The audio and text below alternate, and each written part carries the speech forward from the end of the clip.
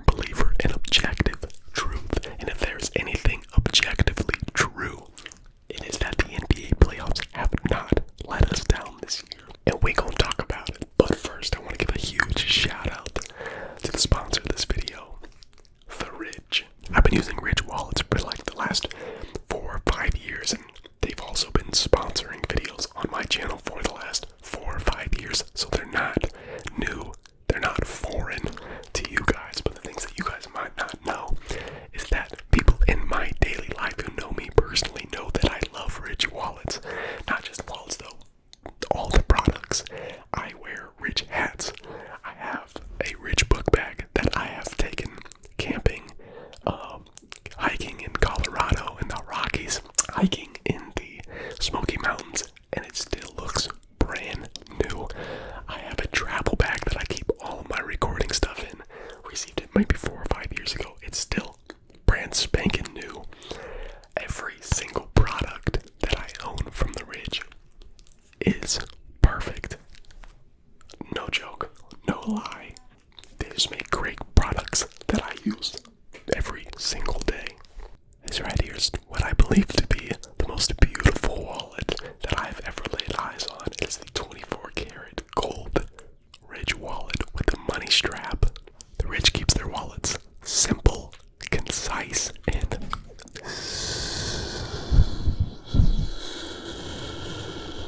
sexy. You can fit up to 12 cards in these wallets. In my wallet, I use every bit of that space, and it's still smaller than any wallet you'd be able to find on the market. And right here, this is the Ridge key case, an absolute game changer. You can say goodbye to the key jangles. The key jangles, listen, you can't hear it. You hear nothing. You hear that, but you just flip the keys out. Find the one you want. And use that thing. Simple as that.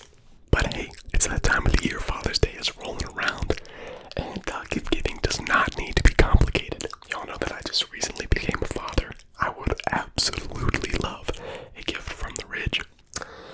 And I actually did get my father a Ridge wallet this year. I also got my brother-in-law a Ridge wallet. So Ridge wallets all across the family. The light's hitting me really weird right now. All you gotta do is go to ridge.com/suff. Hit that link in the description. Let them know that I'm the one that brought you there. It helps me, it helps the channel, and it'll help you because you can save up to 40%. I'll say that again. Up to 40% until June 15th. So definitely take advantage of that. Get yourself a Father's Day gift. Get your dad a Father's Day gift. Get your brother a Father's Day gift. Get everybody gifts. It's just a great deal. And they don't offer that all the time. So definitely take advantage of that. Hit the link in the description for up to 40% off. Just do it. Let's get into the video. Thank you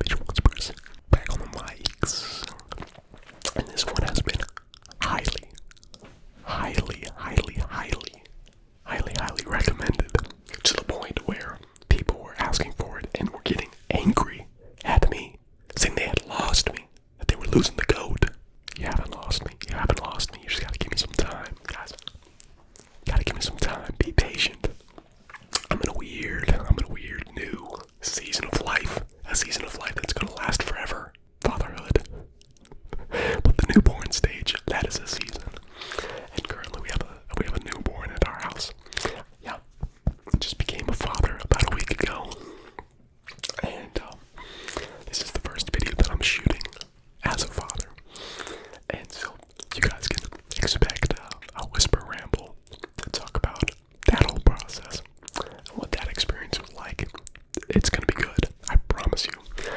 But I want to give Paris an opportunity to, at least an option to be on that video. I think it'd be really fun to shoot down with her. But that's not the subject of this video.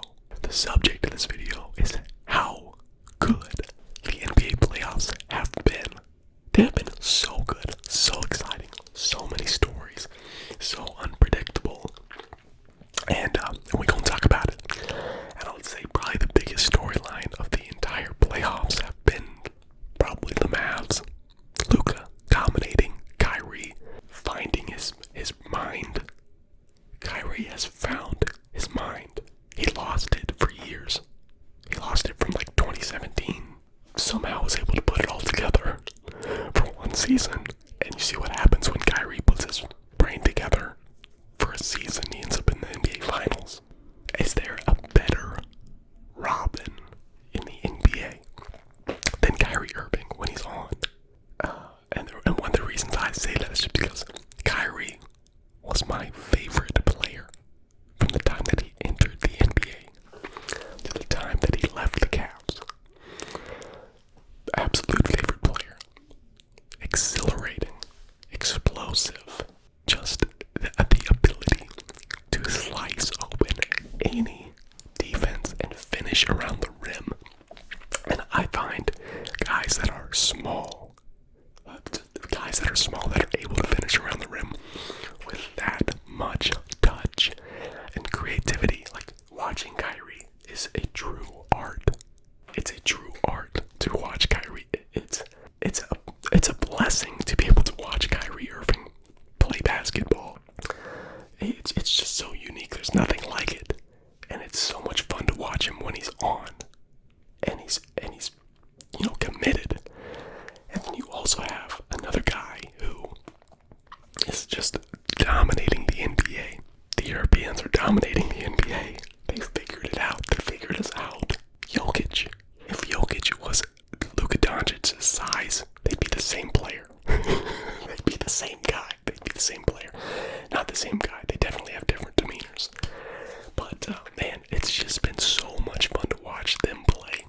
And it's not just them two. Like, of course, it's their show. But, Gafford, PJ Washington, a lot of their role players are a lot of fun to watch as well, especially that fast-paced offense. I wouldn't have seen that coming. I didn't see that coming at all. I didn't see the Mavs doing anything in the playoffs. Never. I got distracted because Paris was talking to the baby downstairs. But I would have never seen that. Never seen it coming.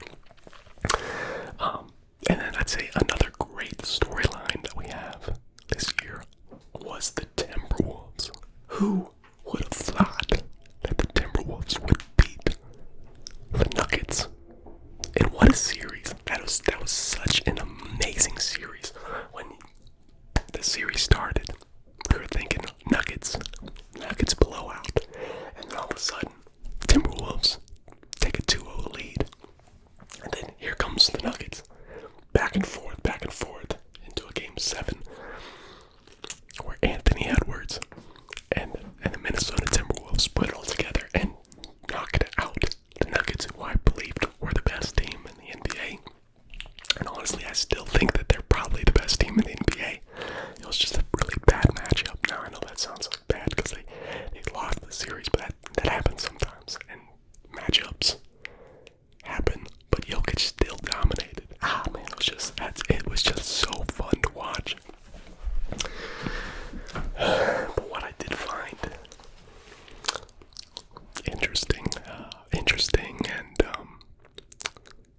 I don't know what the word is to describe it, but people wanted to immediately jump into the Anthony Edwards is Michael Jordan, the new Michael Jordan, and it seems like anytime that a guy like that comes up and exhibits some Michael Jordan-ness or Kobe-ness, they want to compare. And I think that's a really sad thing. Like, Anthony Edwards isn't Michael Jordan. He's not Kobe. But he does have a little bit in him. And people love that. We thirst after that, right? Because there's about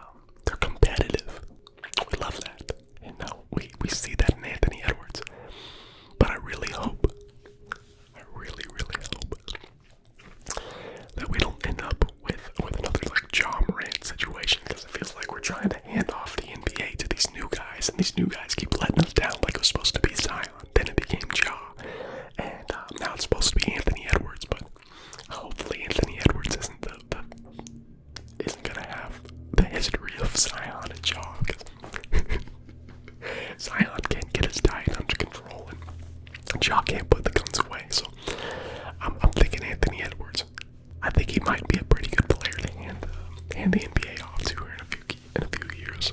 But that's a great story. Great story. I think they were just burnt out. I don't think Anthony Edwards had anything left in the tank when they came up against the Mavs. The Mavs handled them easily, very easily. And then we have the Celtics in the East, where it kind of just feels like the Celtics year. It feels like the Celtics year. The 76ers were knocked out. But they really don't do anything ever, so I don't know. The Bucks were not healthy, and so it just kind of looked like it's their year after the second round started. We knew that the Cavs, come on, even as a Cavs fan, the biggest Cavs fan. My neighbor's got a new motorcycle. He's excited about it. We knew the Cavs weren't going to win. Come on now, we barely got past the Magic. But I'm starting to think that the Magic are an underrated team. That's a big team. I think I saw a statistic that they were the first team to start 4 guys over the height of 6'10". 4 guys over 6'10". That's a big team. Defensively sound team. And it took everything in us to take them down. But Donovan Mitchell was beat up. We knew that his knee was messed up the entire playoffs, but he fought through it. He's a real gladiator out there. He's going to play. But I don't blame him for sitting out that last game. I don't blame him at all. But it was disappointing how my Cavs season ended. Having Jared Allen be injured. I think he either broke ribs or had bruised ribs. But he was unwilling to take some kind of injection to numb the pain. And I think it was because it was the same place, same type of injury where Tyrod Taylor, the previous quarterback of, where was he with when this happened? Oh man, I don't even want to guess. I don't even want to guess where he was with when this happened, but Tyrod Taylor had his lungs collapse because he got poked with the needle, and he didn't want to do it, and so that kind of made a lot of the Cavaliers, I don't know, I said some of them were mad at him. People are talking about him getting traded. People are talking about Darius Garland getting traded. And look, I love everybody on this Cavs team, but something needs to change. Somebody's got to go. Darius Garland and Donovan Mitchell, they get along, but they don't play that well together. Darius Garland is small. He's not a great defensive player, and he doesn't play that well with another small guard. It really hurts us defensively. That's one reason why we had to pick up, why we have Jared Allen and Evan Mobley to help defend.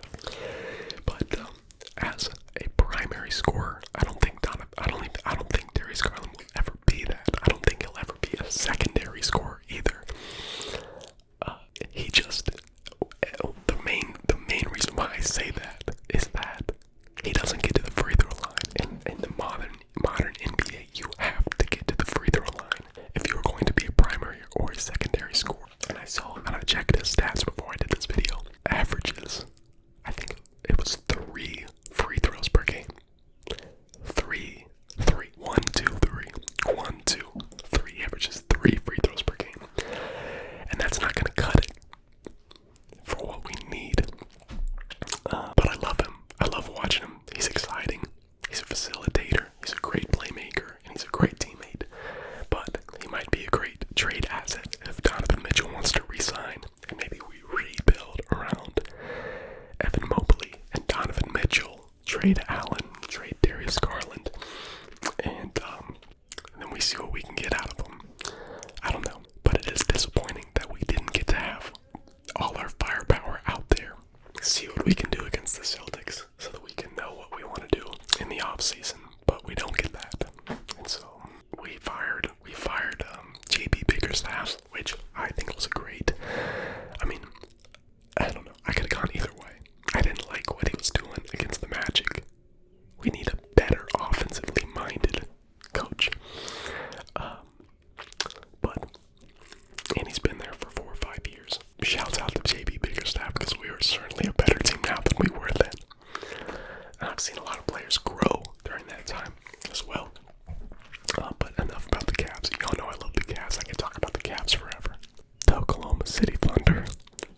scary team. They showed out well in the playoffs. I think their youth really showed in that second round. But look, it's not their time. It's not their year. They got some growing up to do. But I am terrified of when they do. They're going to be so good. And they have so many picks. Something big is going to happen down there in Oklahoma City. And though I'm terrified, I am a little bit excited about what moves they're going to make with all those picks, with all that young talent. And I really do hope that they don't trade for some superstar to come to bring into their team. I hope that's over. I know that's never going to be over, but just keep building. Keep using your picks and build your team. Build your team, man. There's teams like the Celtics and the Thunder that I just really respect because they have made their moves through the draft. And the Celtics have kept their core. They've changed role players, and they've made really good moves to bring in other role players, like bring in Drew Holiday, Derek White, and whatnot. You know, getting rid of Al Horford and bringing him back. But man, I love when teams build their own teams, and I know that I hated the Warriors. Okay, I hated the Warriors because they're so dang good, and they were the Cavs' biggest rivals there for a while. But I really respected that they built their team in the draft, and they developed their talent, and I want to see OKC do that. Even though Shea just wasn't drafted by OKC. Okay, I know. Stay out of the comments trying to get me. Y'all are trying to get me. Y'all were coming at me for when I think I said Ray Allen finished his career with the Celtics. Sorry. He finished with, I think it was the Heat. Jeez. Okay, I might be wrong. I don't think he played for anybody else other than the Heat. I think he retired there. But that's one reason why I'm so glad that the Clippers lost. The Clippers did what the Clippers do. Lose. How many washed up superstars can you fit on one team? You got Harden, you got Westbrook, and then okay, look, Paul George isn't really washed. Kawhi's not really washed, but you can't count on them. Injuries. That team it just doesn't work, okay? They're getting older. It just don't work. It don't work. Trying to just bring in a ton of talent here and win now. It just makes me happy when that doesn't work out. Same as the Suns. You just try to bring in a ton of talent. You got a bunch of draft picks. You trade everybody away. Bring in the mega superstars. You bring in Bradley Beal. You bring in Kevin Durant. You already got Devin Booker. You say, all right, go out there and win me a championship. And they don't win a single game. I love it. I love it so much. So, lastly, I know that I probably missed a few teams. Well, this isn't lastly. I take that back. It's not lastly, but the Pacers showed out really well. They were one of the worst defensive teams in the NBA this year. And surprisingly, they played well defensively. And what's going to win you games in the playoffs is how well you shoot threes. And they shoot threes really, really well. I saw an interesting statistic in an article earlier. And let me read it for you guys. Through May 16th, teams with a higher three-point shooting percentage than their opponents in games are 49 and 13 in the postseason. Good for a winning percentage of 79%. So if you shoot threes at a higher clip, higher percentage than your opponent, they are 49 and 13. You got an 80% chance of winning. That's what the Pacers do, and that's one reason why they won so many games. So that's another team that to watch out for in the future, for sure. But this is the last one, and it was my favorite series in all of the playoffs. It was the Knicks-Pacers series. That Knicks-Pacers series was phenomenal. It was phenomenal because I hate the Knicks. I love rooting against the Knicks. Everything about them annoys me. It's the attitude. There's just